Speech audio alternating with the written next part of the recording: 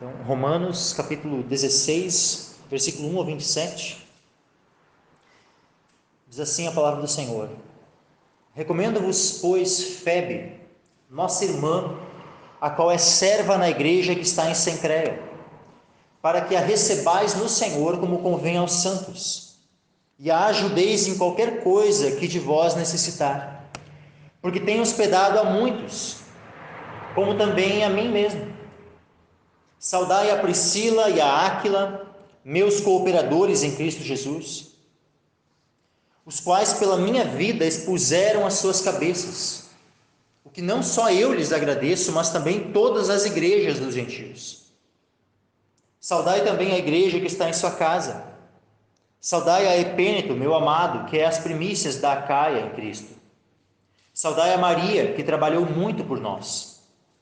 Saudai a Andrônico e a Júnias, meus parentes e meus companheiros na prisão, os quais se distinguiram entre os apóstolos e que foram antes de mim em Cristo. Saudai a Amplias, meu amado no Senhor. Saudai a Urbano, nosso cooperador em Cristo, e a Estaques, meu amado.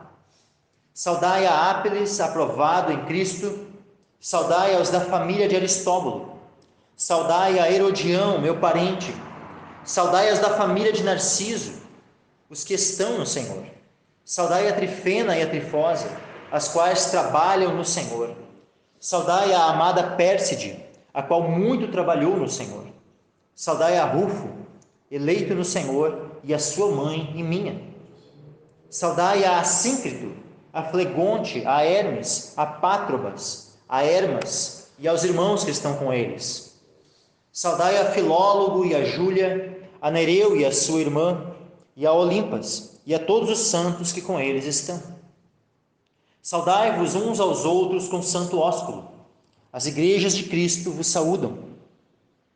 E rogo-vos, irmãos, que noteis os que promovem dissensões e escândalos contra a doutrina que aprendestes.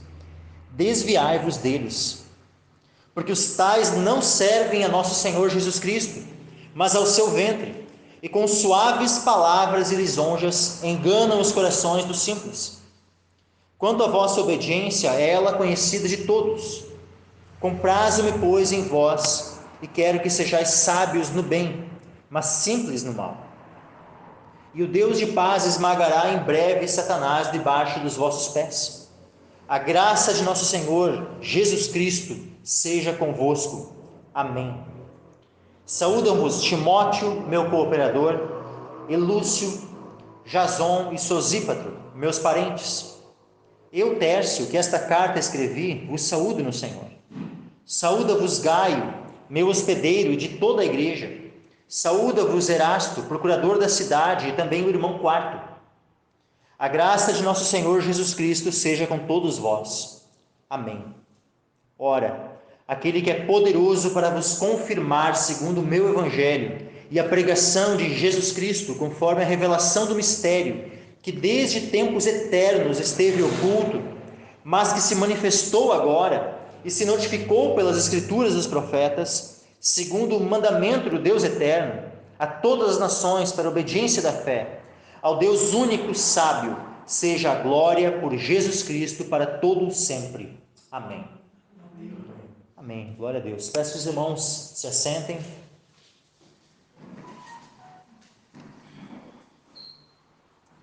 Hoje, finalmente, graças ao Senhor, estamos concluindo a exposição da carta aos Romanos. Carta tão tremenda, tão preciosa. Aleluia.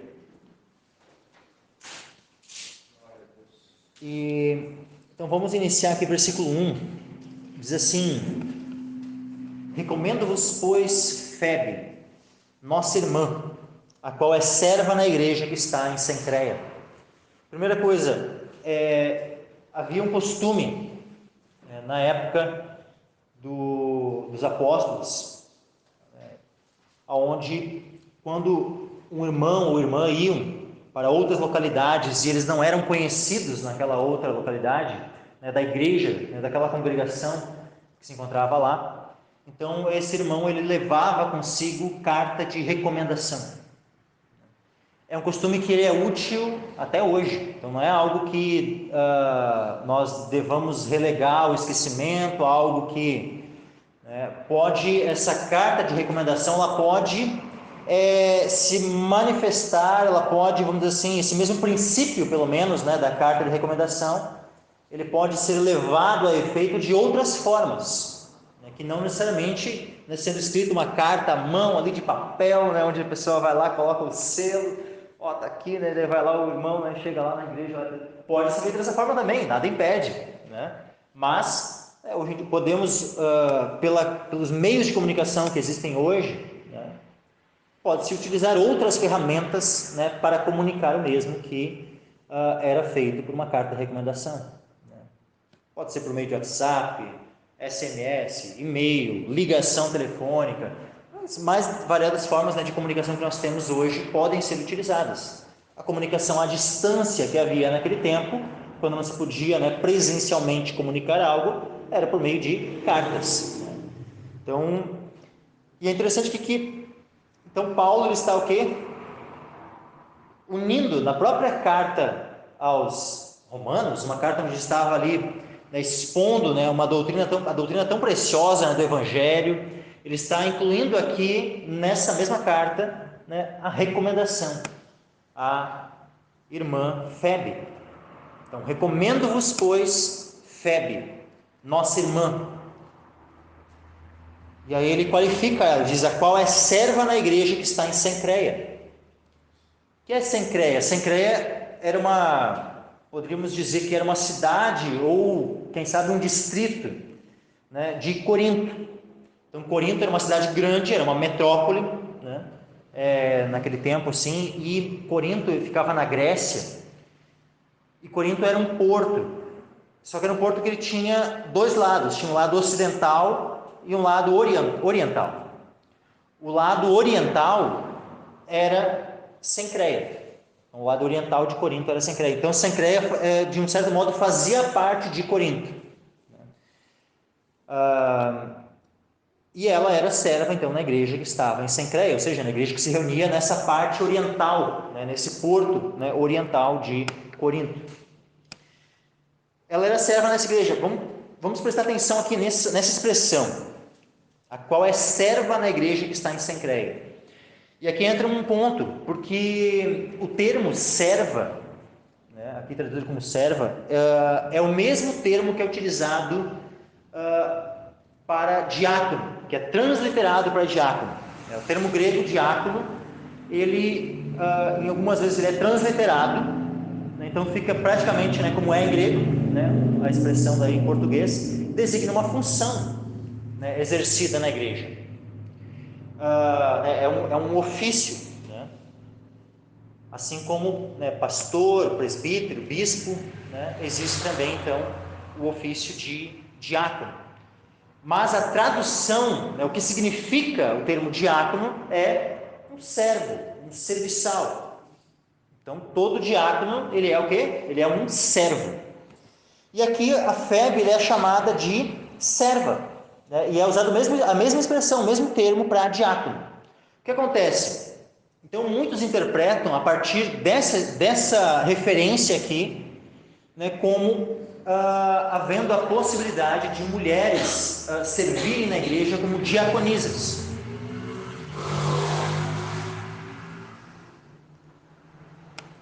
Só que o que acontece? A expressão diácono, ela é utilizada em várias situações no Novo Testamento, e não somente para designar a função do diácono, do oficial, que exerce essa função na igreja. Então, uma vez que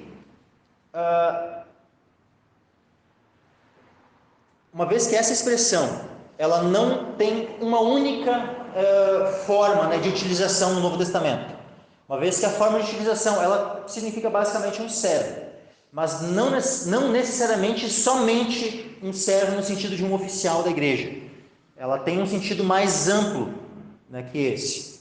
E quando nós temos referências, por exemplo, aqueles que seriam os diáconos, a primeira vez que nós vemos menção assim, aqueles que foram levantados para essa função, foi lá em Atos, no capítulo 6, onde Estevão, né, Filipe e outros, né, foram levantados, né, para atuarem nessa área. É interessante que os apóstolos, eles mencionaram que, eles não mencionaram assim, ó, escolham, né, irmãos ou irmãs, eles mencionaram, escolham homens. Não foi dito, né, não foi aberto assim, né, homens ou mulheres, ou, né, quem vocês acharem melhor e tal. Foi dito homens, que fossem cheios de fé, cheios do Espírito Santo.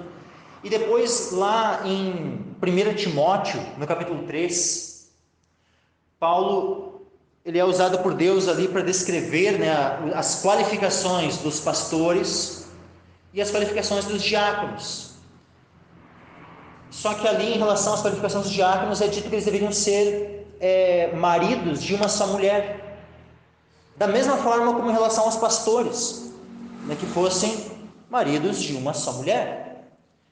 Então, uma vez que a qualificação para ambos, tanto para o pastor como para o diácono, era ser marido de uma só mulher, o que nós podemos entender? Que a função tanto de pastor como de diácono, né, no sentido esse oficial, né, que atua na igreja, que tem ali uma certa, especialmente o diácono, ele tem uma certa posição de autoridade na igreja, isso deve ser exercida por homens.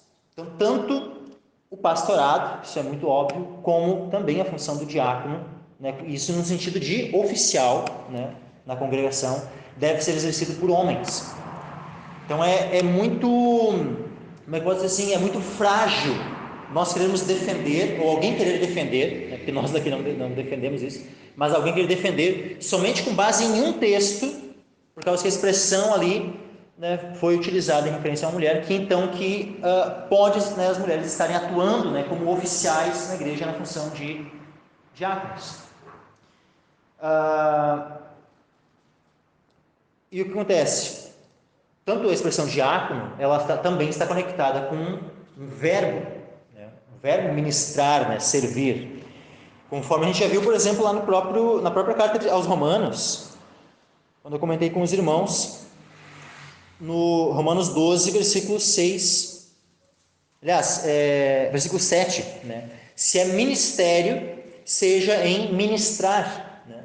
Então, aquele ministrar ali é um verbo que ele está conectado, né, à expressão do diácono, né? Lá, ministério seria diaconia, né, e o ministrar seria, né, exercer, né, esse serviço.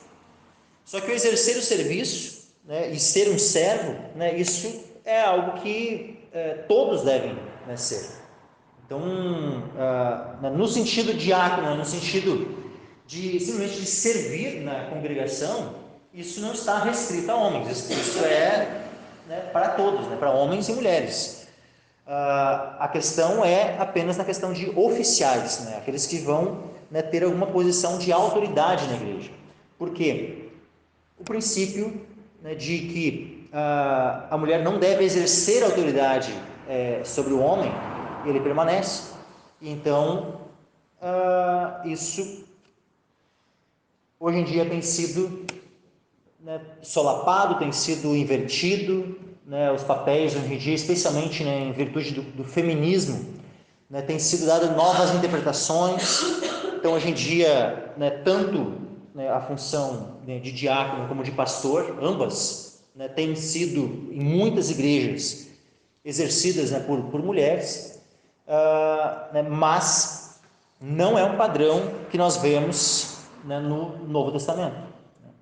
Aqui, né, então aqui é uma irmã que ela é serva na igreja que está em Cencreia, da mesma forma como muitas mulheres, né, serviam a Cristo, né, em seu ministério, né, assim como a gente vê, sim, né, muitas mulheres ao longo da Escritura servindo, né, em diversas áreas, né, ao povo de Deus, em prol do reino de Deus, né, mas sem necessariamente serem, né, oficiais na igreja. No próprio Antigo Testamento nós tínhamos sacerdotes, levitas, todos eram o quê? Homens. Mas agora as mulheres não faziam nada? Né? Só assistiam, só viam? Ou as mulheres também serviam de muitas formas no Antigo Testamento? Serviam de várias formas também. Mesmo sem terem uma posição, vamos dizer assim, né, como um oficial que atuava ali de maneira especial, como era o caso, né, dos sacerdotes levitas no Antigo Testamento. Mas vamos dar sequência aqui. Versículo 2 diz assim: para que a recebais no Senhor, como convém aos santos. Então, os irmãos lá em Roma, eles deveriam receber a irmã Febe, e aqui diz assim, como convém aos santos. Ou seja, convém aos santos que sejam receptivos, que sejam acolhedores, né, que sejam hospitaleiros. Porque olha só o que é dito a respeito dela: e a ajudeis em qualquer coisa que de vós necessitar, porque tem hospedado a muitos, como também a mim mesmo. Imagina uma irmã que tem hospedado a muitos, inclusive hospedou o próprio apóstolo Paulo, cuidou de tantos, foi receptiva com tantos, recebeu a tantos, usou dos seus recursos materiais, financeiros, do seu tempo, né, do seu amor, do seu serviço, em prol dos santos. Será que aí a igreja lá em Roma deveria ser indiferente para com ela? Não, pelo contrário. Recebam essa irmã no Senhor, como convém a santos. Então convém aos santos. Quantos santos há aqui em nosso meio? Todos se consideram santos? Amém. Todos nós em Cristo, nós somos santos. Então como é que nos convém agir em prol de alguém que chega até nós? Um irmão em Cristo, um irmão amado, nós devemos recebê-lo. Convém a nós que recebamos no Senhor os nossos irmãos. Aí diz assim, versículo 3: saudai a Priscila e a Áquila, meus cooperadores em Cristo Jesus.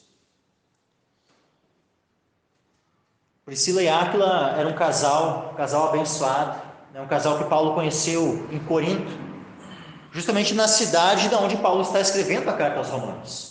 Paulo escreve a carta aos Romanos da cidade de Corinto, e foi ali que ele havia conhecido Priscila e Áquila. Priscila e Áquila, em que contexto foi que Paulo conheceu os dois? Eles saíram de Roma, né, porque o imperador Cláudio havia editado um decreto expulsando os judeus da cidade. Então não permitiu mais que os judeus morassem em Roma. E então Priscila e Áquila, né, saíram de Roma e foram para Corinto. E nesse contexto foi que se encontraram com Paulo a primeira vez. E a partir de então, uma vez que eles tinham o mesmo ofício, eles eram fazedores de tendas, né, assim como Paulo tinha esse ofício, começaram a trabalhar juntos, né, e moraram juntos, né, por um bom tempo. Depois, quando Paulo saiu de Corinto e foi para Éfeso, ele levou os dois junto com ele. Eles acompanharam Paulo, né, de Corinto para Éfeso, quando Paulo foi para Éfeso e ministrou lá. E quando Paulo ministrou em Éfeso, ele não ficou muito tempo na cidade de Éfeso ministrando. Mais tarde, ele volta para Éfeso na viagem seguinte e fica ali mais de um ano, ele fica ministrando na cidade de Éfeso. Mas na primeira vez que ele passou em Éfeso, ele ficou bem pouquinho tempo. Mas ele tinha levado Priscila e Áquila com ele e na sequência ele deixou Priscila e Áquila na cidade de Éfeso. Justamente quando ele deixa Priscila e Áquila na cidade de Éfeso e vai adiante, né, seguindo a viagem dele, é quando, por exemplo, Priscila e Áquila se encontram com Apolo. Ou Apolo chega na cidade de Éfeso e começa a ministrar na sinagoga. Apolo é descrito como um homem poderoso nas Escrituras, era um pregador ousado, né, convencia muitos judeus a respeito pelas Escrituras, de que Jesus era o Cristo, o Messias, um homem usado por Deus, mas que é dito que ele só conhecia o batismo de João, ou seja, conhecia o batismo nas águas. Era um homem que já era batizado nas águas, cria em Jesus Cristo, mas quando faz referência assim que só conhecia o batismo de João, qual era o outro batismo que ele não conhecia? O batismo no Espírito Santo. E aí Priscila e Áquila, é interessante que é dito assim, os dois, eles chamam Apolo de canto, sim, provavelmente para a casa deles, onde eles estavam, e conversam com ele, e ensinam ele, de modo mais preciso, a respeito do caminho, a respeito do Evangelho. E aí depois Apolo, né, vai para outras cidades e os irmãos ali de Éfeso recomendam, então, né, Apolo, recebam Apolo e tal, né, porque é homem de Deus. Mas que interessante isso, sabe, que aí nós temos já um exemplo de como essa irmã, juntamente com seu marido, né, a Priscila, juntamente com Áquila, né, uma das formas com que ela pôde servir no reino de Deus. Tu vê, ensinando um pregador, e um pregador que era poderoso nas Escrituras. Ela não fez isso sozinha, ela não fez isso, né, por conta própria, ela, sou a que conhece e tal, vem aqui que eu vou te ensinar as coisas. Não, ela fez isso junto do seu marido. Nós não vemos Priscila ali tomando a iniciativa, ela sozinha e tal, e querendo fazer as coisas, né, como uma empoderada, né, dos nossos dias. Mas ela fez isso junto do seu marido. Sempre nós vemos ela junto do seu marido. Ela não estava ali se sobrepondo à autoridade, querendo ela ser a cabeça, né? Mas, né, junto do seu marido, então, ela pôde ensinar um pregador. Então a questão é, uma mulher ela pode pregar na igreja? Não. Mas ela pode ensinar um pregador que vai pregar na igreja? Pode. Junto do seu marido, é óbvio, né? Ela vai poder fazer isso. Que interessante isso, né? A forma como essa dinâmica, né, do reino de Deus, como as coisas funcionam. Os princípios, a engrenagem vai se encaixando tudo. Sabe, os princípios não precisam ser solapados, esquecidos, escanteados, né, para que haja uma boa atuação, um bom serviço da parte de homens e mulheres, cooperando juntos no reino de Deus. E olha que interessante que é dito ainda a respeito deles. Versículo 4: os quais pela minha vida expuseram as suas cabeças, o que não só eu lhes agradeço, mas também todas as igrejas dos gentios. Em Atos, nós temos, né, a descrição ali de vários desses eventos que eu fui mencionando a respeito de Priscila e Áquila.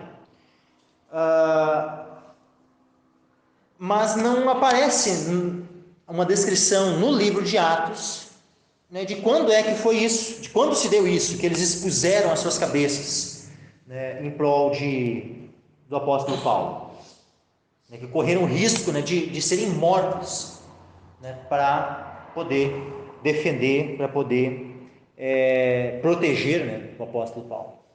Não menciona lá em Atos quando é que se deu isso, nem qual cidade foi isso, se foi em Éfeso, se foi em Corinto, ou se foi em algum outro contexto, né? Porque em muitas situações eles estiveram junto com Paulo, né? Mas em alguma situação isso aconteceu e foi algo notório. Pode, assim, bom, não vou aqui ficar conjecturando em que momento foi e tal, porque como a Escritura não diz, então, quando a Escritura se cala, nós também nos calamos, né? Mas o ponto é que isso foi algo notório, conhecido por todas as igrejas, aonde Paulo ia ministrando a palavra, né? Tanto que ele diz sim que não só eu, né, lhes agradeço, mas também todas as igrejas dos gentios. E aqui é interessante isso, né? Que olha só como é que é mencionado.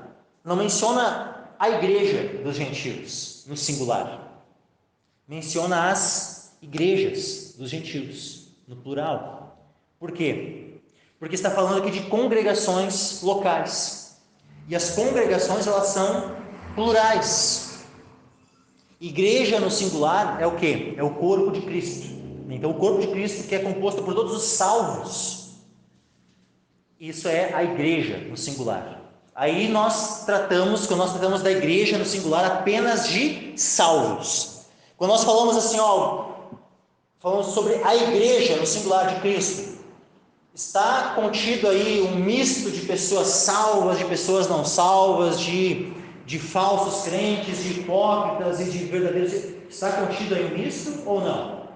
Não. Quando nós falamos de igreja no singular, está falando da noiva, da esposa do Cordeiro, daquela que foi lavada, que foi santificada, que foi justificada, né? Ou seja, daquele corpo de crentes que, por meio do Espírito Santo, foram batizados em Cristo. Ou seja, está falando de todos aqueles que receberam o Espírito Santo, daqueles que são habitados pelo Espírito Santo, daqueles que fazem verdadeiramente parte, espiritualmente, do corpo de Cristo. Mas agora, quando nós falamos de igrejas no plural, de uma igreja local pode conter ali elementos que não se converteram ainda?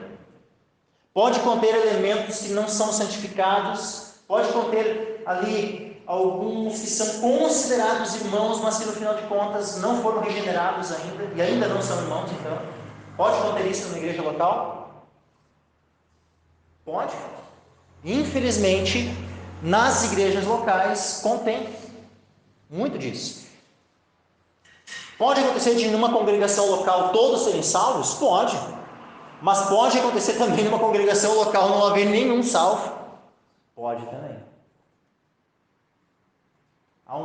Normalmente, eu já vi aquela coisa assim, né, umas teorias, que é meio a meio, que metade vai subir, metade vai ficar e tal, né? Não funciona assim. Não funciona assim. Não é 50-50, não. Isso aí tem que tirar da cabeça, isso aí isso não é bíblico, tá, meus irmãos? Podem haver congregações locais com 100% de crentes mesmo, salvos. Pode ter congregações locais com um punhadinho ali, tem ali uma congregação de 100 pessoas, 200 pessoas, vai ver só 5, 10 ali que de fato são convertidos. Pode acontecer assim. Pode acontecer uma congregação de ter ali 50 pessoas, onde 40, 45 são crentes de verdade, tem ali uns 5, 10 ali no meio ali que não são. A congregação local acontece isso. Então, quando fala, né, no plural, assim, está falando de igrejas locais, de congregações, né? E essas igrejas, né, dos gentios, todos eles eram gratos a Priscila e Áquila, né, por como eles se expuseram, né, a si mesmos em prol, né, de defender, de proteger o apóstolo Paulo. Versículo 5 diz assim: saudai também a igreja que está em sua casa. Coisa tremenda que Priscila e Áquila, né, eram um casal que abriam as portas da sua casa para receber a igreja. Que haja, sabe, essa mesma disposição nos nossos corações. Que nós possamos, sabe, que hajam, né, cada vez mais casais, assim como Priscila e Áquila, né, que estejam abertos, né, para receberem a igreja nas suas casas. Houve um tempo, né, onde, né, nós aqui, congregação local, né, estivemos nas casas, daí nos reunimos na casa do André, da Carol, na casa do Gaúcho e da Silvia, na casa do Gilmar e da Bia, na minha casa e da minha esposa, né, depois por um tempo na estofaria do Gaúcho e tal, mas olha, muito tempo, né, nós nos reunimos nas casas.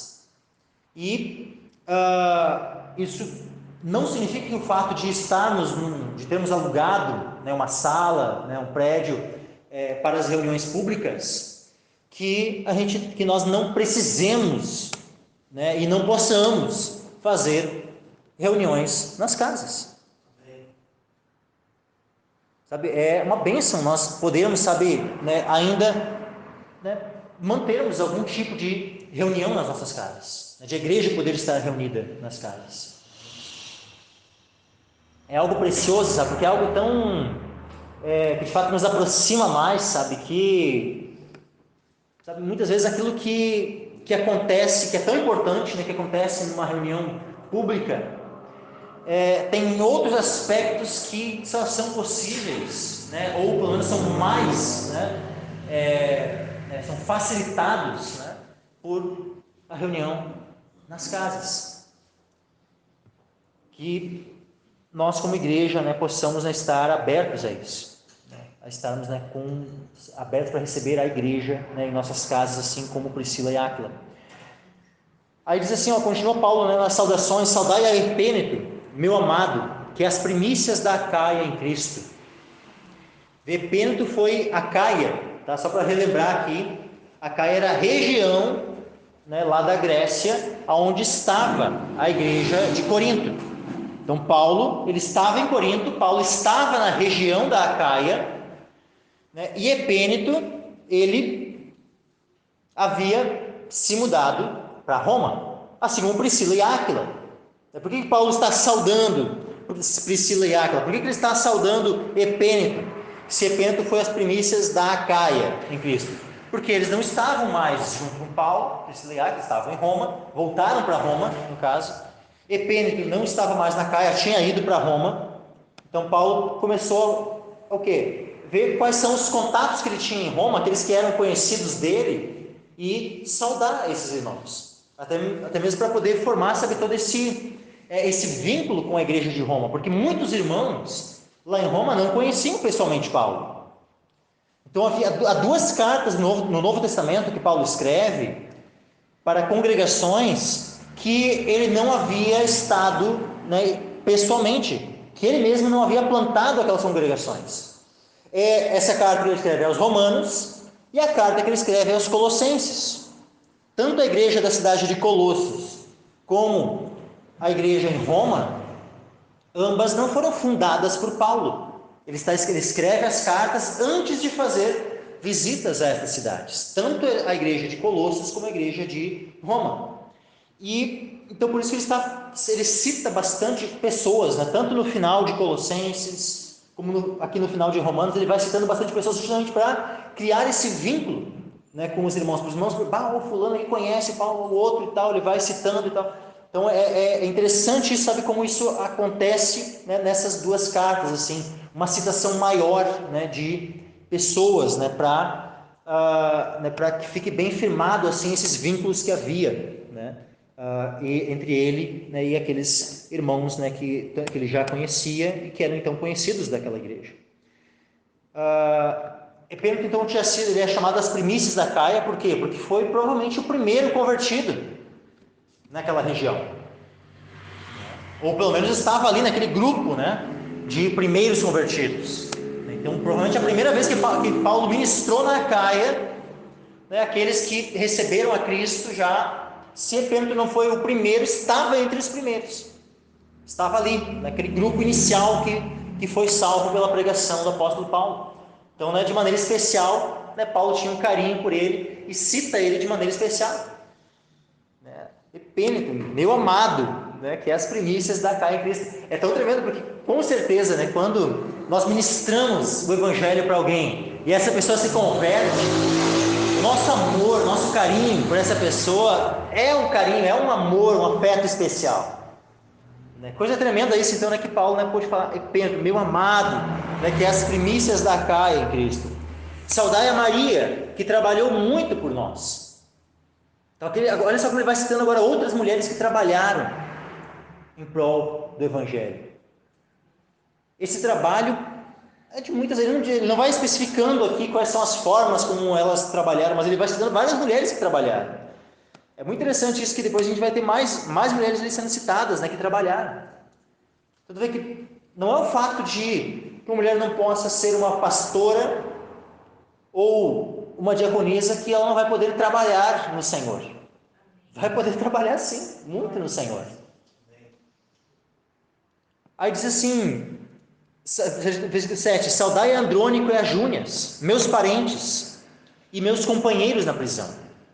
Quando Paulo, tem mais de um aqui que Paulo vai mencionar, né, meus parentes.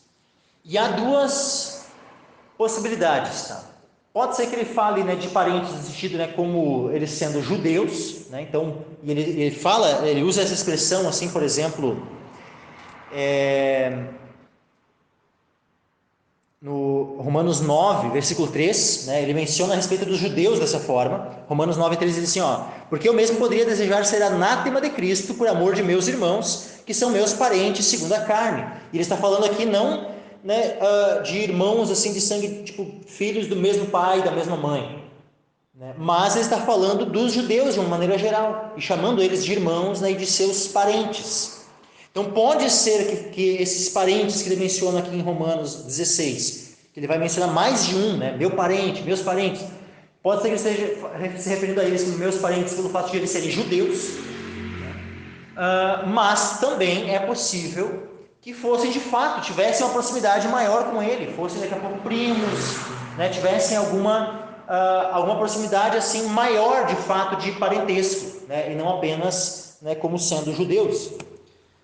Porque o próprio Áquila, né, por exemplo, e a Priscila também eram judeus, né? Há outros, né, que, né, poderiam ser identificados como judeus e não são a todos esses que ele chama de parentes. Então, pessoalmente, até eu entendo que havia de fato um vínculo um pouco mais próximo de parentesco, né, quando está aqui em Romanos 16, né, usando essa expressão, meus parentes, né?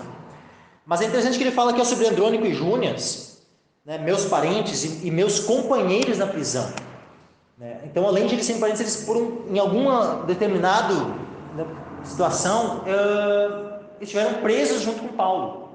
Nós vemos na descrição em Atos dos Apóstolos, que eu vou dizer para os irmãos, ela não é exaustiva de tudo aquilo que Paulo fez. Quando nós vemos nas cartas, por exemplo, 2 Coríntios, Paulo vai descrevendo as vezes que ele foi açoitado, em prisões, ele fala assim, muitas vezes. Quando ele escreve a carta de 2 Coríntios, ele já tinha sido preso lá em Jerusalém, o que está escrito ali em Atos dos Apóstolos, né? Em Atos dos Apóstolos tem lá, né, no final, né, de Atos, né, nós temos ali Paulo sendo preso lá em Jerusalém.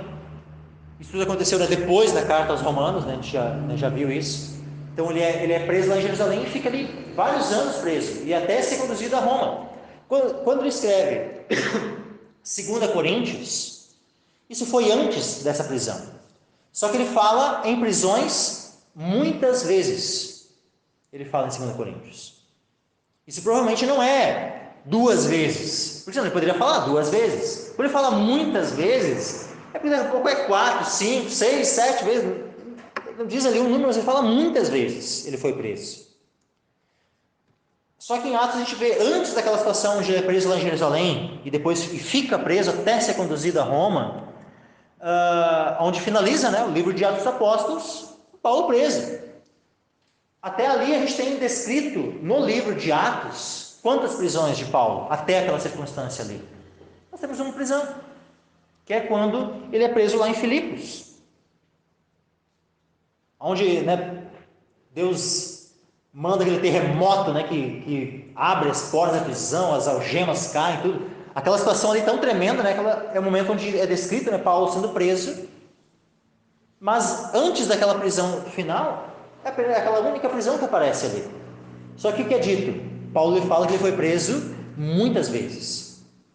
E aqui ele menciona uma prisão onde ele estava preso junto com Andrônico e Júnias. São meus parentes e meus companheiros na prisão. Ou seja, uma dessas muitas vezes que ele foi preso, que não é mencionado em Atos, numa dessas muitas vezes ele foi preso junto com Andrônico e Júnias. Então, assim, é tão tremendo, sabe? Tem tantas histórias, né, que Paulo viveu assim, que não estão descritas. Quando o Senhor Jesus voltar e nós estivermos, né, sabe, eternamente juntos, a gente vai poder, né, sentar, né, não sei se a gente vai tomar chimarrão, não sei como é que vai ser, né, mas a gente vai poder sentar junto com o apóstolo Paulo. A gente vai ter bastante tempo, vai ter uma eternidade pela frente para poder conversar. Paulo, explica aí como é que foi conta as histórias dessas muitas prisões e tal. Vai ser tremendo aí. A gente poder sentar numa roda e ouvir as histórias. Algo lindo, né? De Deus, assim. Por aquilo que Deus foi fazendo, né? Isso é coisa tremenda, né? Ter toda a eternidade, poder, sabe, ter essa comunhão, né? Eu tenho certeza, sabe, que esse tipo de situação, assim, ó, a gente vai poder lembrar, né? Para justamente, sabe, servir para um testemunho eterno, né? Das coisas que Deus foi fazendo, né? Por meio de nós, através de nós, as experiências, né, que tivemos servindo ao Senhor. E então eles são mencionados aqui, né, como companheiros de prisão do apóstolo Paulo, e ele diz assim, os quais se distinguiram entre os apóstolos e que foram antes de mim em Cristo. Paulo se converteu logo no início, não é muito tempo, porque olha só, a igreja ela começa a crescer ali em Jerusalém, né, logo após o Pentecostes. Quantos dias depois que Jesus subiu aos céus, que os irmãos receberam o batismo no Espírito Santo? 10 dias depois. Foi no Pentecostes, que era 50 dias depois das primícias. Então, olha só, 50 dias, Jesus foi crucificado, ressuscitou, e 50 dias após a ressurreição, Pentecostes. Naquele dia, 3.000 se convertem. Alguns dias depois, né, o número dos convertidos já cresce mais e vai cada vez ampliando. Até que, na sequência, um pouco depois, eles já são obrigados a instituírem diáconos. Estevão, né, como já mencionei, Filipe, ali, mais alguns outros, né, são 7 irmãos que foram levantados, né, naquele momento. Isso tudo se deu quando? Naquele primeiro ano já. Foi muito rápido. E logo na sequência, nós já vemos ali Estevão, né, cheio de fé do Espírito Santo, começa a pregar e tal, e ele é morto, ele é apedrejado. Quando é que se deu isso? Não é muito tempo depois. Poxa, nós não podemos precisar definir que foi um mês, um ano, meio ano, não podemos ter certeza, né, exatamente desse tempo, mas não foi muitos anos depois. Foi muito próximo ali, né, do período de quando Cristo recém tinha sido crucificado e subido aos céus. Existe a possibilidade de ter sido já no primeiro ano o apedrejamento de Estevão. E eu creio que já, né, todas as evidências, pelo menos do texto, né, em Atos, dão a entender que sim, foi muito rápido. E a igreja, então, ela se espalha, né, naquele momento. E Paulo é um dos que ele ficou com as vestes daqueles que apedrejaram Estevão, ele começa a perseguir a igreja, e pouco tempo depois ele está indo lá para Damasco, e nesse contexto, nesse caminho, né, chegando em Damasco, ele se converte ao Senhor. Quanto tempo se passou? Não diz, a gente não tem como ter uma certeza de quanto tempo foi. Se foi 1 ano, se foi 2 anos, 3 anos, mas não foi muito tempo. Não foi tipo assim, 15 anos, 20 anos depois. Não. Foi muito rápido, né, isso. Pode ter sido 1, 2 anos, quem sabe. Né? Não dá para precisar, mas foi pouco tempo. Mas a questão é que Andrônico e Júnias já eram crentes, já eram convertidos ao Senhor antes de Paulo já. Eram conhecidos dos apóstolos. Aqui a gente diz, os quais se distinguiram entre os apóstolos. Alguns, né, especialmente aqueles que querem defender o apostolado hoje, né, aqueles que se autoproclamam apóstolos, tentam usar desse texto aqui para provar que haviam, né, mais apóstolos e que então podia qualquer um ir sendo nomeado apóstolo. Tentam usar desse texto dizendo assim, não, Andrônico e Júnias eram apóstolos. E chegam a ponto de dizer que Júnias, né, afirmasse, não, a Júnias é uma mulher. E não só uma mulher, como era uma mulher que era apóstola. Nós temos, né, uma apóstola tupiniquim aqui, a apóstola Sol. Um dessas hereges, né, que tem por aí. Né? Mas aqui não é dito que Andrônico e Júnias eram apóstolos. Júnias provavelmente é um homem, tá? Andrônico e Júnias eram muito provavelmente 2 homens, quem sabe irmãos, né? Mas mesmo que fosse o caso, né, de Júnias ser um nome feminino, não é dito que eles são apóstolos, é dito que eles se distinguiram entre os apóstolos, ou seja, eles tiveram, sabe, um bom testemunho, né, e foram reconhecidos, né, como servos de Deus, né, como homens de Deus diante dos apóstolos. Então os apóstolos puderam dar esse aval, esse testemunho a respeito deles. Esse que é o detalhe aqui. Eles se distinguiram entre os apóstolos, ou seja, eles tinham um bom nome no meio dos apóstolos, uma boa reputação para com os apóstolos, não que eles mesmos eram os apóstolos. Aí diz assim o versículo 8 agora: saudai a Amplias, meu amado no Senhor. Saudai a Urbano, nosso cooperador em Cristo. E a Estaques, meu amado. Então aqui, né, vai mais alguns que ele vai citando, né? Amplias, amado, Estaques também, né, o amado dele, Urbano, né, cooperador, né, da mesma forma que ele menciona, né, a respeito de Priscila e Áquila, né, que eram cooperadores, né, dele. Aqui ele menciona, né, a respeito de Urbano. É interessante que lá, sobre Priscila e Áquila, ele chama de meus cooperadores em Cristo Jesus. Por quê? Porque andavam lado a lado, né, junto com Paulo. A respeito de Urbano, Paulo não fala assim, ó, meu cooperador em Cristo. Ele fala nosso cooperador em Cristo. Por quê?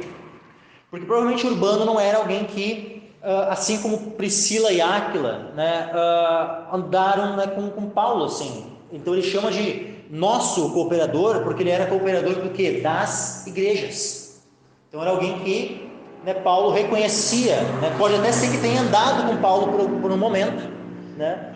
Mas não da mesma forma como por exemplo, Priscila e Áquila, como Timóteo, como Tito, como aqueles, né, que estavam naquele círculo mais próximo de Paulo, né? Então ele fala de maneira mais abrangente a respeito, né, de Urbano, né, não como meu, né, no singular, mas como nosso cooperador em Cristo. Versículo 10 diz assim: saudai a Ápiles, aprovado em Cristo. Se ele foi chamado aprovado em Cristo, certamente é porque esse homem passou por muitas provações, né, para poder ser chamado aprovado, né? Aprovado é aquele que foi provado e passou pela prova, e foi então aprovado.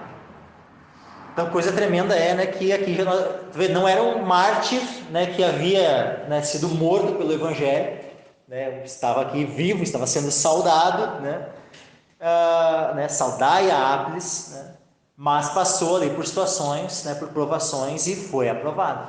Né. Ápiles, aprovado em Cristo, que nós possamos ser aprovados em Cristo. Saudai-os da família de Aristóbulo.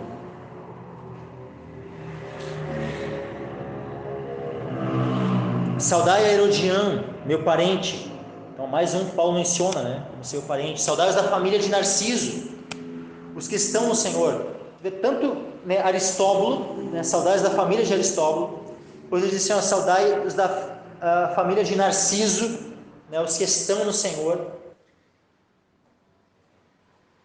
E alguns entendem que quando fala assim, saudai-os da família de Aristóbulo, né, e saudai-os da família de Narciso, que há uma possibilidade de esses homens, né, tanto Aristóbulo como Narciso, terem falecido. Porque não diz assim: saudai a Aristóbulo e a sua família, né? Saudai a Narciso e a sua família. Não diz assim: e a sua casa. Ele diz assim, ele direciona a saudação para aqueles que eram deles, né? Então, saudai saudai-os da família de Narciso, né? Mas é interessante que ele não menciona, né, uma saudação direta ao Narciso, da mesma forma como acontece com Aristóbulo, saudai-os da família de Aristóbulo, né? Então é muito provável que esses dois homens já tivessem falecido, né? Então mas, né, suas famílias estavam ali, ele estava saudando então, né, a esses homens. Versículo 12 diz: saudai a Trifena e a Trifosa, as quais trabalham no Senhor. Percebam aqui os tempos verbais, olha só, trabalham no presente. Saudai a Trifena e a Trifosa, as quais trabalham no Senhor. Saudai a amada Pérside, a qual muito trabalhou no Senhor. Então, é interessante que Trifena e Trifosa ele menciona no presente, as quais trabalham, mas ele também direciona uma saudação à amada Pérside. E é interessante que ele coloca ainda, né, Trifena e Trifosa, ele não coloca assim, as amadas Trifena e Trifosa, não que elas não fossem, né? Não é a questão que elas não fossem amadas, tá saudando, mas é interessante que ele coloca, né, a Pérside, né, ele coloca essa qualificação, a amada Pérside, né, a qual muito trabalhou no Senhor. O que isso dá a entender? Uma possibilidade, tá, é que ela não estivesse mais em condições de trabalhar. Quem sabe ela fosse já, né, uma senhorinha já muito idosa, né, já que já não tivesse mais, ou estivesse enferma, ou tivesse alguma situação que a impedia, né, já de estar, né, atuando, né, servindo da mesma forma como tinha feito no passado. Mas como ela já havia feito muito isso, mas quem sabe no momento atual estivesse impedida, mas Paulo não se esqueceu de todo o serviço que ela prestou. Não é porque, quem sabe, atualmente estivesse ali alguma situação, né, que estivesse impedindo ela de no presente estar servindo, né, que ela seria esquecida em relação aos serviços que ela já havia prestado no passado. Então ele reconheceu o serviço dela, ele reconheceu que ela foi alguém que serviu muito no Senhor.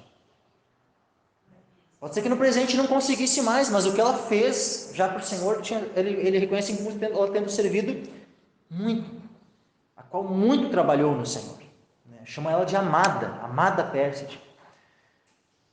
Então, nesse versículo nós temos 3 mulheres sendo mencionadas, né, como que, né, trabalhando. Né, uma que trabalhou muito, né, e outras 2, né, que trabalharam no Senhor. Versículo 13: saudai a Rufo, eleito no Senhor. Rufo, é interessante que nós temos uma menção num dos evangelhos a respeito de Rufo, Alexandre Rufo, se não me engano, que eram filhos de Simão Cireneu, aquele que ajudou Cristo a levar a sua cruz, né, que foi lá constrangido, né, pelos soldados romanos, né, a ajudar Cristo, né, a carregar a cruz. E há uma possibilidade de que seja o mesmo Rufo.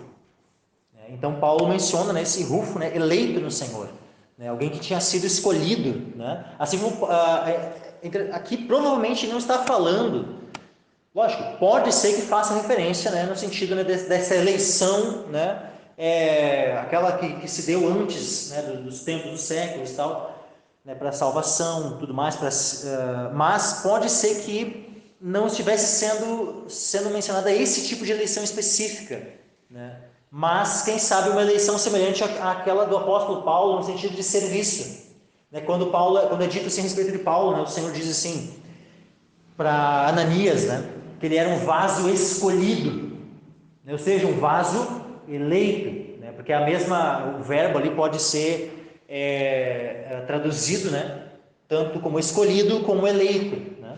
Então pode ser eleito nesse sentido, né, um vaso escolhido, um vaso eleito, né, para o que? Para uma obra, para a obra aqui, né, a qual tenho, né, chamado ele. Então pode ser essa referência a eleito no Senhor, né, no sentido, né, de que, né, era, né, um homem que havia sido escolhido, né, para a obra de Deus. Então saudai a Rufo, né, eleito no Senhor. E olha só que interessante, e a sua mãe e minha.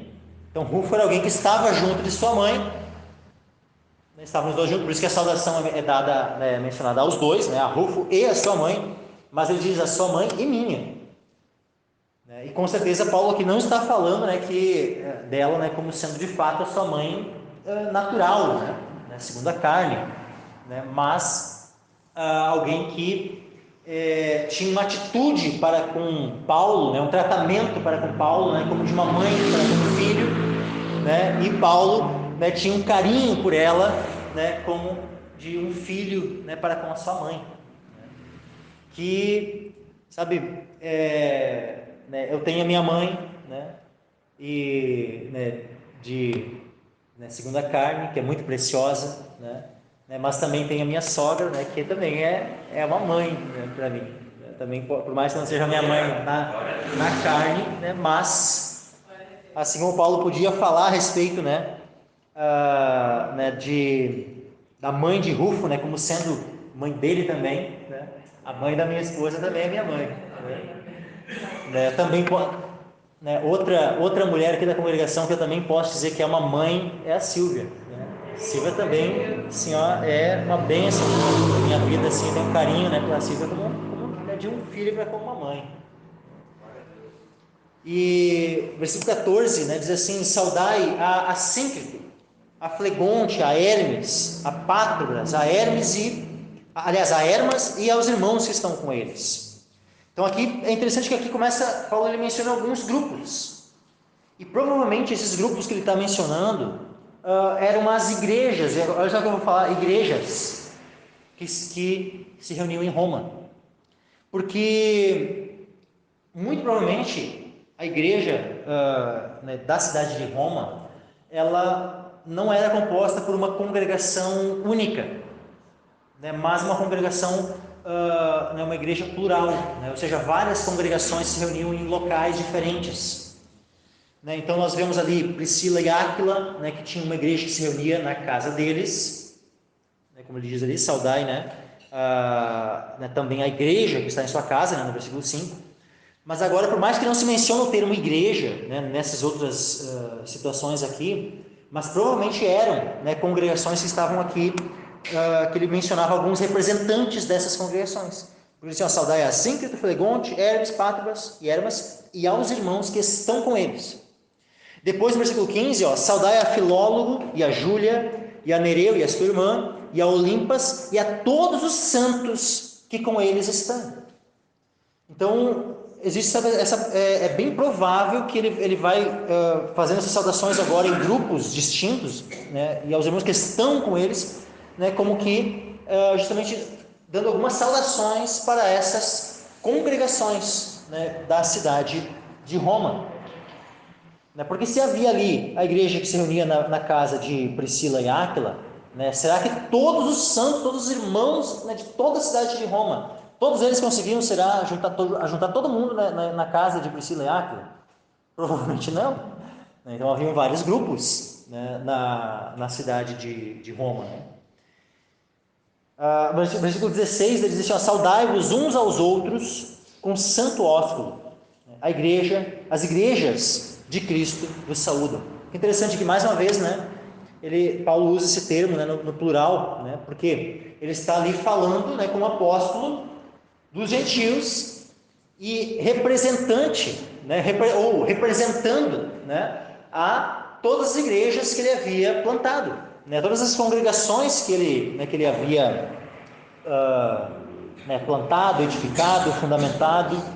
E ali, então, como representante dessas congregações, ele, né, saúda, né, então, a todos esses irmãos, em nome, né, das igrejas. Né? Então, as igrejas de Cristo vos saúdam.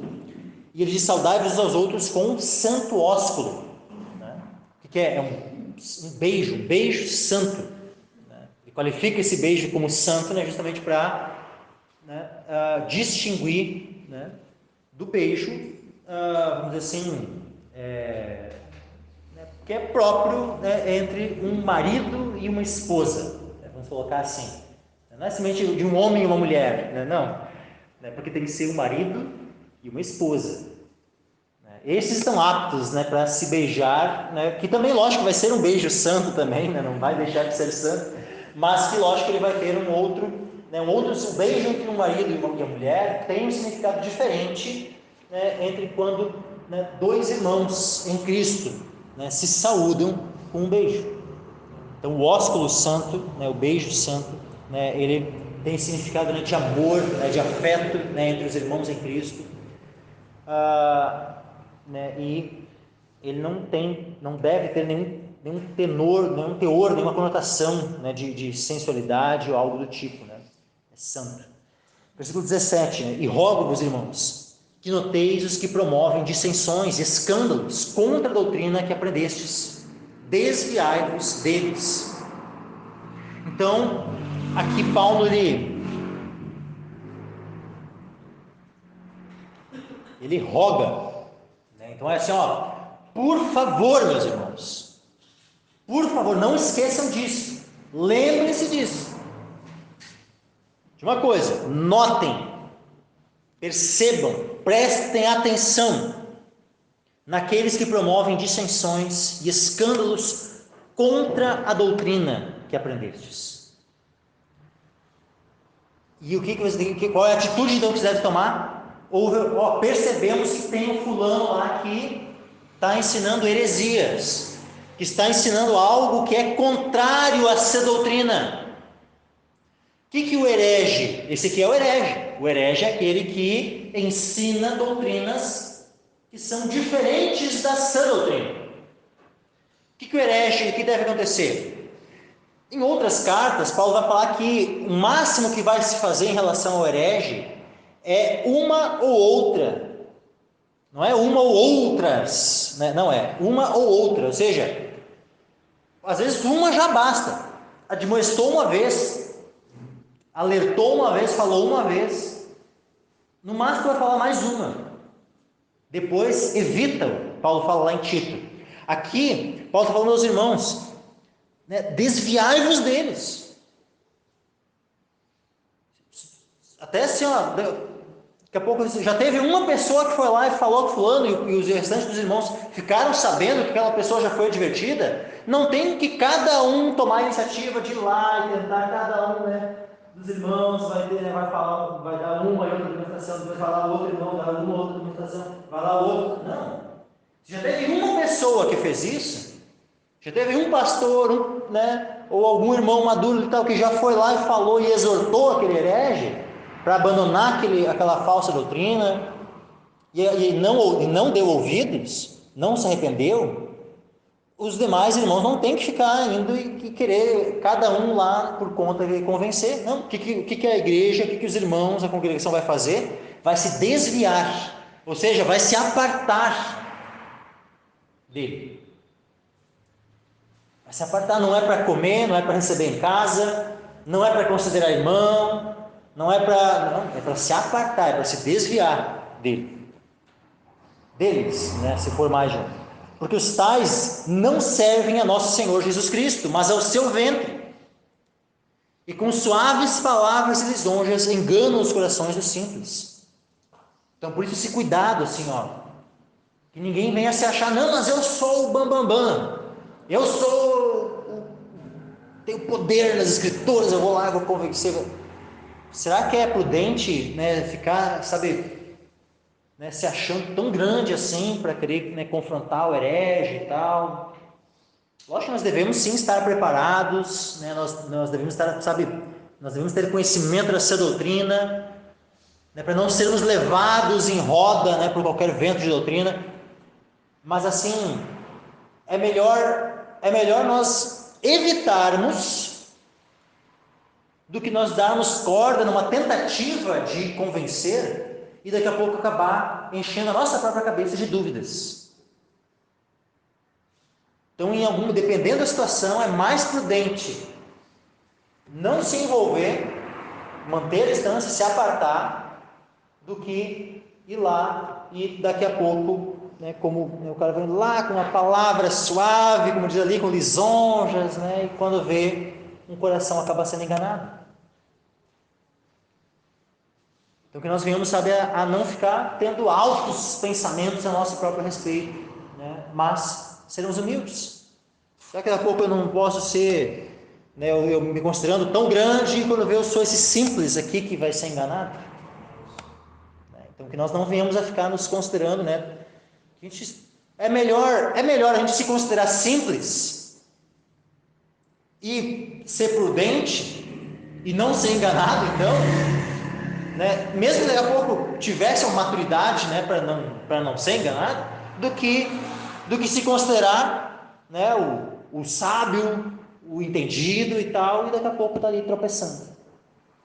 Tá? É melhor, o caminho da prudência é melhor do que o caminho de se expor ao risco. 19. Quanto à vossa obediência, é ela conhecida de todos. Que novamente, né, isso é ressaltado assim, a obediência dos irmãos, né, de Roma era conhecida de todos. Comprazo-me, pois, em vós. Esse é algo que dá prazer. Se tem algo que dá prazer num pastor, né, num ministro do evangelho, é quando ele conhece pessoas que praticam a palavra de Deus, que são obedientes ao evangelho. Isso dá muito prazer. Comprazo-me, pois, em vós. Por quê? Por causa disso que ele recebe, que falou, né, que a obediência deles era conhecida de todos.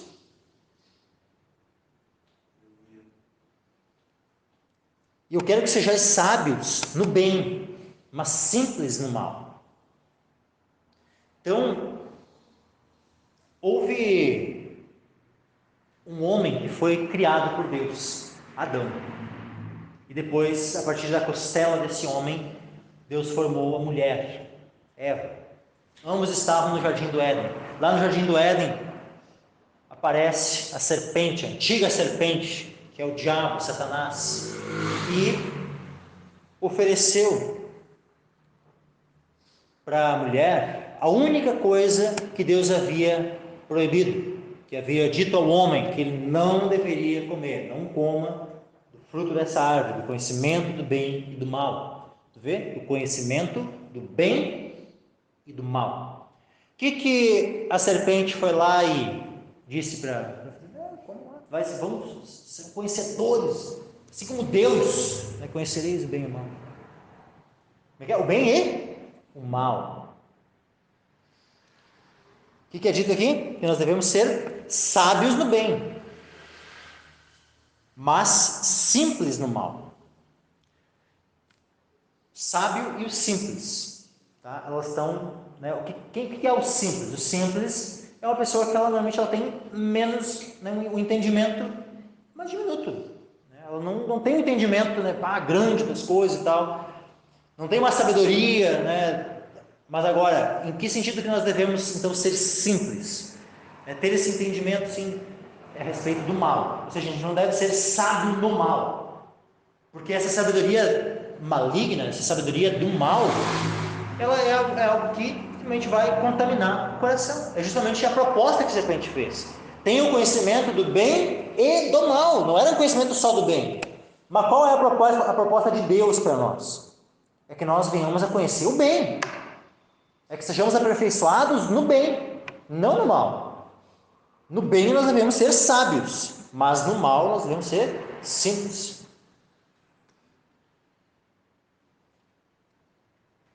Versículo 20. E o Deus de paz esmagará em breve a Satanás debaixo dos vossos pés. Olha só que interessante, né? Menciona logo, né, que foi mencionado a questão de ser sábio no bem, simples no mal, já vem a menção a Satanás. Mas é interessante que venha a menção à vitória contra Satanás, porque quando Adão e Eva caíram no pecado, o que Deus disse para a serpente? Deus falou para a serpente que da semente da mulher ia vir aquele que iria esmagar a cabeça dela. Aleluia. Então Cristo é essa semente que esmaga a cabeça de Satanás. E nós, em Cristo, também seremos aqueles que pisaremos sobre Satanás, porque é dito aqui que e o Deus de paz esmagará em breve Satanás debaixo dos vossos pés. Então, em Cristo, nós, no corpo de Cristo, uma vez que somos a igreja, o corpo de Cristo, e estamos em Cristo, então em Cristo nós esmagaremos a Satanás. Satanás será esmagado debaixo dos nossos pés. Só para os irmãos terem uma aplicação, tá, desse princípio aqui de ser sábios no bem, mas simples no mal. A Escritura, ela é boa? Sim ou não? Sim. Nós devemos ser sábios na Escritura? Sim. Devemos conhecer profundamente a Escritura? Sim. As coisas das trevas, lá, tipo assim, aquilo que lá no satanismo, as artimanhas deles, aquilo que eles fazem, os rituais e tudo mais, lá na Umbanda e tal, os detalhes de como é que funciona e tal, e uma série de nomes de 1001 entidades que eles invocam lá e tal. Existe a necessidade de a gente querer saber, né, os detalhezinhos de tudo que é essas coisas?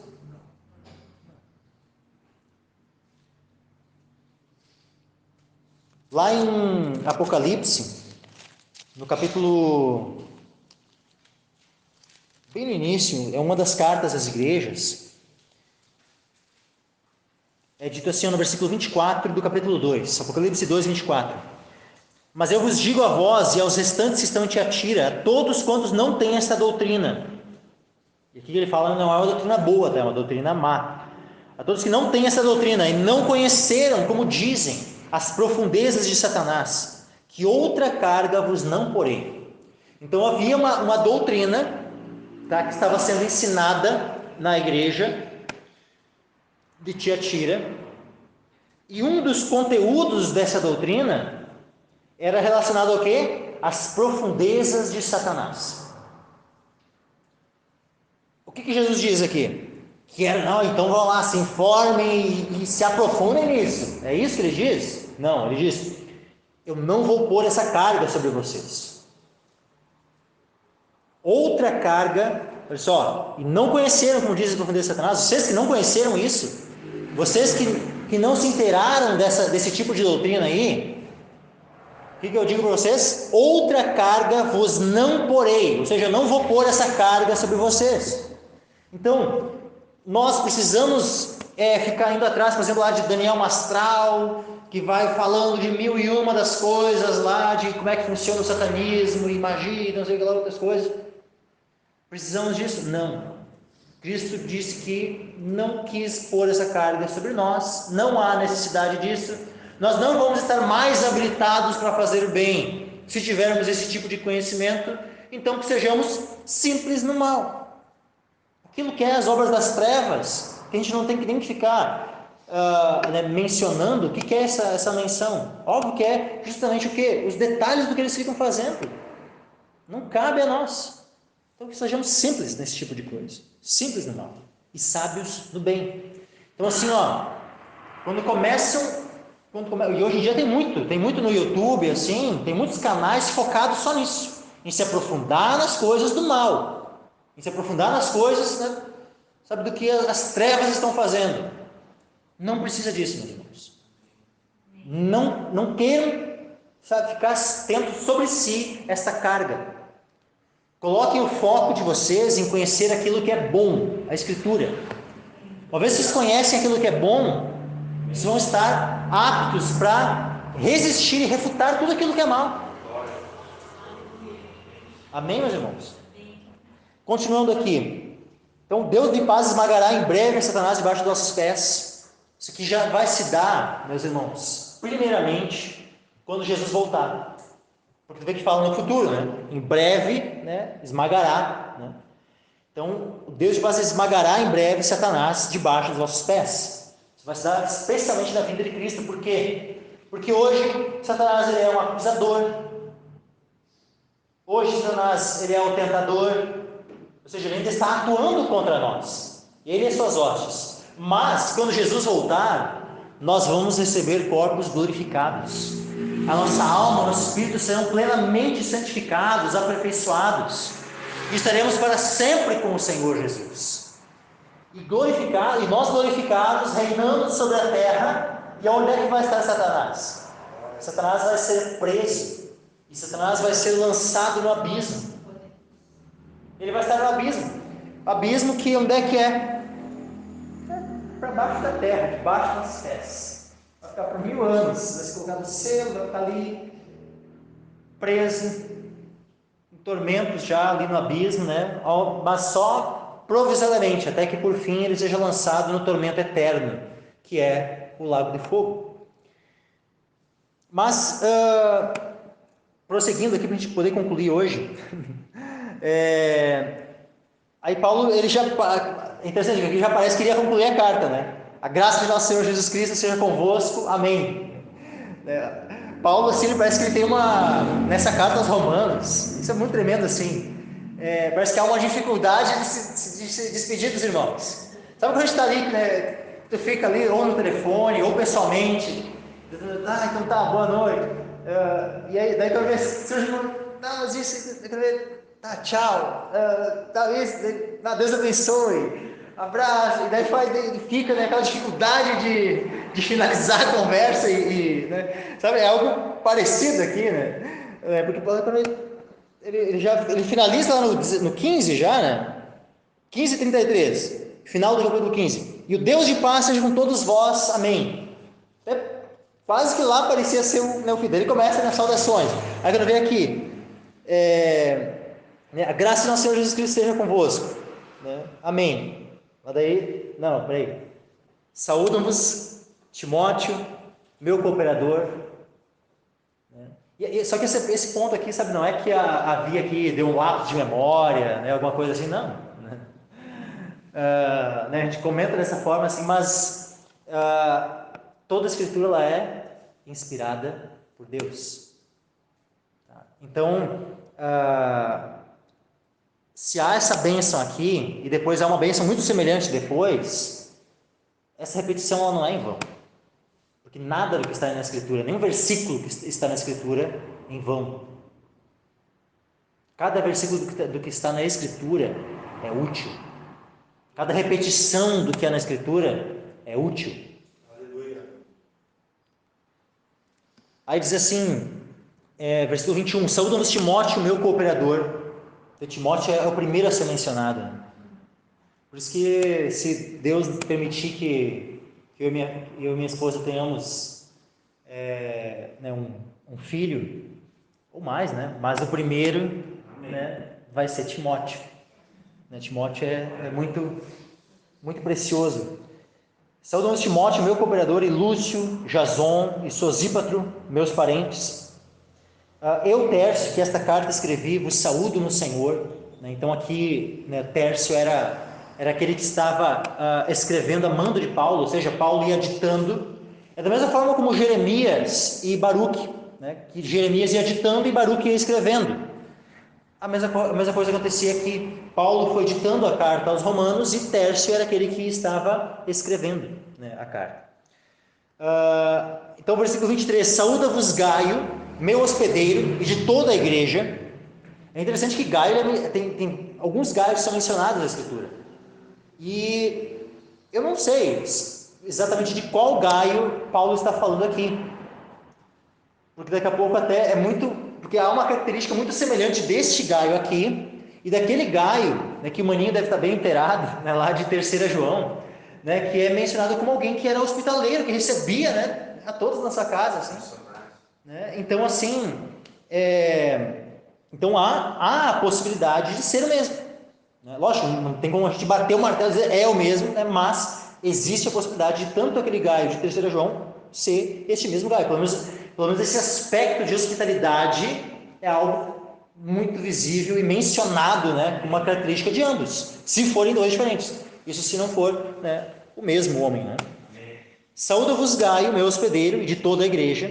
Saúda-vos Erasto, né, procurador da cidade, e também o irmão Quarto. Né? Erasto ele disse que ele era procurador da cidade, ou seja, tinha um cargo público, uma função pública.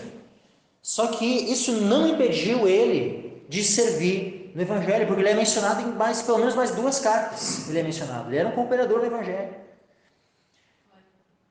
mesmo sendo, como diz aqui, procurador da cidade.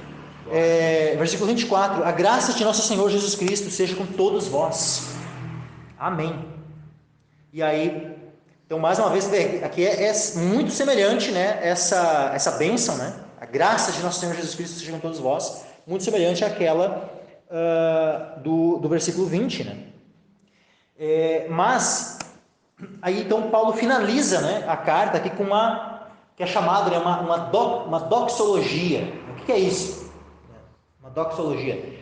É um tributo, né, de glória, né, e louvor, né, a Deus. Então ele diz assim, ora, né, àquele que é poderoso para vos confirmar segundo o meu evangelho.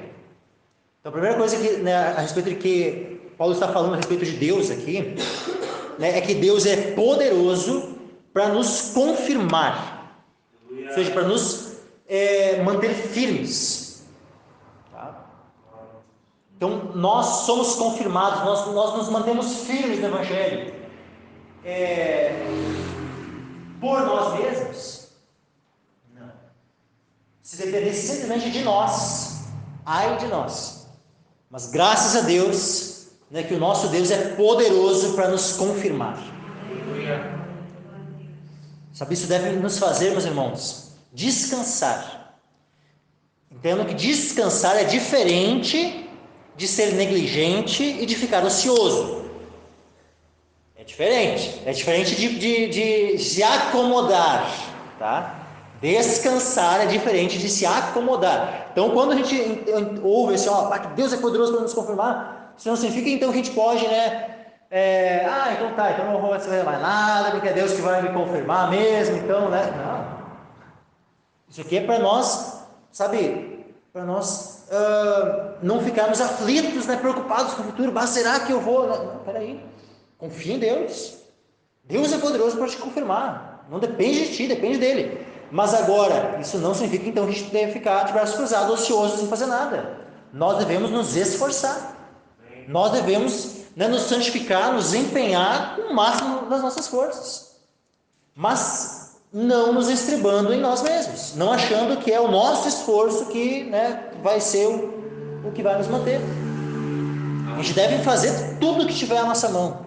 Nos esforçarmos ao máximo, mas sempre com foco em Deus e confiando que é Ele quem está me dando essa força, que é Ele quem está me confirmando e vai me confirmar, vai nos manter firme até o fim. Aquele que é poderoso para vos confirmar segundo o meu evangelho e a pregação de Jesus Cristo, Então, como é que Deus, principalmente, como é que Deus nos mantém firmes? É por meio do Evangelho. E aqui repete, né? Eu entendo aqui que isso aqui é uma reafirmação, né? Quando fala assim, segundo o meu Evangelho e a pregação de Jesus Cristo. Porque o que é o Evangelho senão a pregação de Jesus Cristo? Então aqui são duas formas diferentes, né, para falar da mesma coisa. Então o Evangelho é a pregação de Jesus Cristo. E isso é o que nos mantém firmes, meus irmãos. Nada mais vai poder nos confirmar, né, se nós não estivermos sendo confirmados pela pregação do Evangelho. Não há outra coisa que vai poder nos confirmar.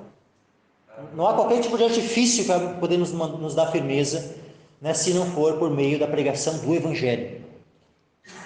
Aí diz assim, conforme esse Evangelho, então, né, ele é conforme a revelação do mistério que desde tempos eternos esteve oculto, mas que se manifestou agora. Então, esteve oculto por muito tempo, desde tempos eternos, mas se manifestou agora. Isso significa que o Evangelho, né, de modo algum havia se manifestado antes? Não é isso. Já haviam manifestações do Evangelho, mas a questão é que o Evangelho ele foi sendo manifesto progressivamente, ele foi sendo revelado progressivamente. A revelação do Evangelho é progressiva. E quando Paulo, né, ou seja, quando Jesus Cristo veio, morreu, ressuscitou, subiu ao céu e comissionou os apóstolos,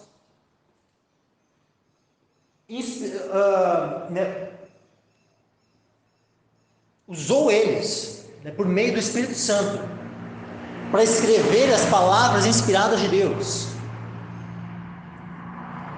O que estava sendo feito aqui então? O Evangelho estava sendo revelado em sua plenitude. Então, quando ele fala assim, esteve, desde tempos eternos esteve oculto, mas que se manifestou agora, né, não significa que não havia nada do Evangelho manifesto antes, que só agora que ele se manifestou, digamos assim, havia 0% antes e agora tem 100%. Não é isso. Porque tanto que olha o que ele vai falar, mas se manifestou agora e se notificou pelas Escrituras dos profetas. Né? Então, se ele foi notificado pelas Escrituras dos profetas, então é óbvio que já havia algo do Evangelho sendo anunciado antes. Não em sua plenitude, mas sim, o Evangelho já estava sendo anunciado antes. Mas quando é que ele foi revelado plenamente? Nos tempos, então, né, quando Jesus Cristo veio, cumpriu a obra, né, a qual ele foi enviado, subiu ao céu e então, né, após o batismo do Espírito Santo, né, os apóstolos puderam então finalmente lançar plenamente, né, essa fundação, né, da igreja do Senhor.